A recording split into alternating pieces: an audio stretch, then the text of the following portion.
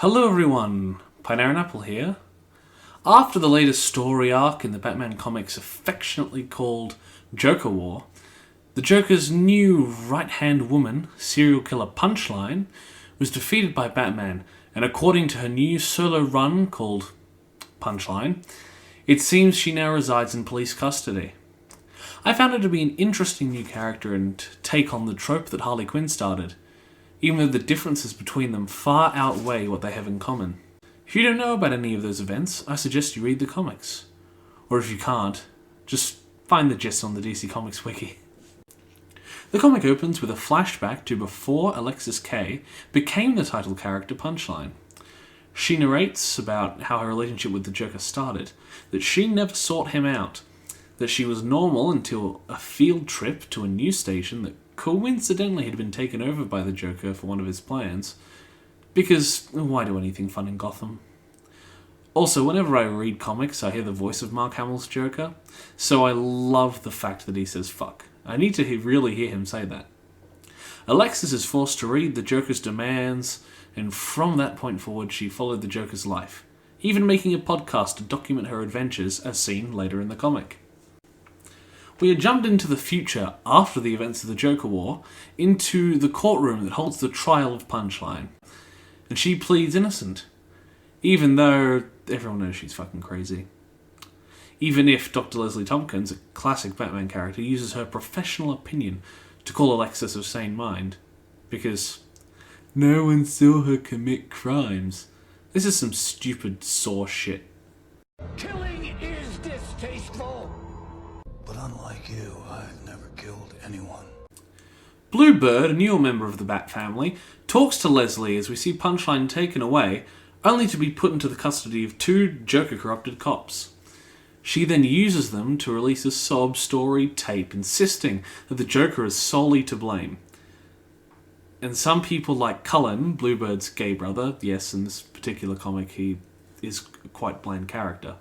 I may like him more when reading more Bluebird-focused comics, though.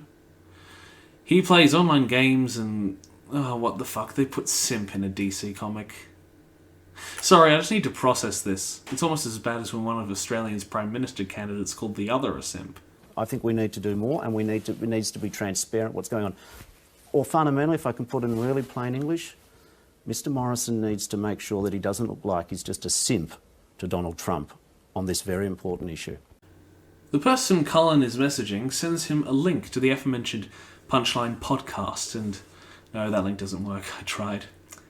These are quite interesting as Alexis goes around to many places and items with deep connections to the Joker, such as Arkham, obviously, the Joker Fish, and a rotting amusement mile where Punchline stabs a rat because she's, crazy. Bluebird and her brother start to fight as she believes that listening to the podcast of someone like Punchline might, become a detriment to her brother's beliefs or mental health. Leslie and Harper talk and discuss Punchline's court hearing, which will happen the next day, while Cullen listens to the final Punchline tape, which details her just before she ended her persona, and comes with detailed panels of her plan executed, killing many people similar to how the Joker lays out his crimes. The Joker finds her mid-crime and states that she has the formula all wrong and that he can help. But, showing a powerful demeanour, she easily overpowers him and states that they could probably help each other. Already more equal to the Joker than Harley Quinn ever was. Then they do this weird thing, is that even a kiss? Bluebird arrives at the courthouse the next day to see a riot. Most of them in clown masks, which is really reminding me of the riots in the Joker movie, against the 1%.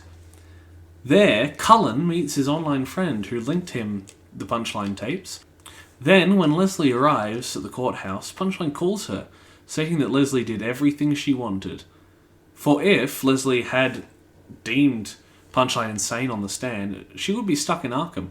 But because she was in the custody of the corrupt cops, her plan was allowed to go swimmingly with a fair few gruesome killings. As Punchline enters the courthouse, she thanks her audience, who are eating up her innocent act. As the haunting sight of Cullen wearing a clown mask in support of her as he stares directly at his sister in defiance. is left on the final page.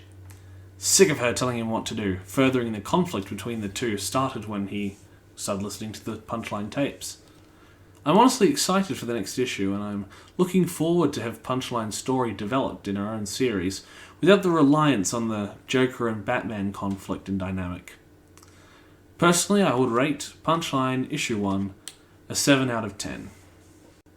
Hello everyone, Pineaaronapple here again. Thank you for watching this video. If you liked it, leave a like.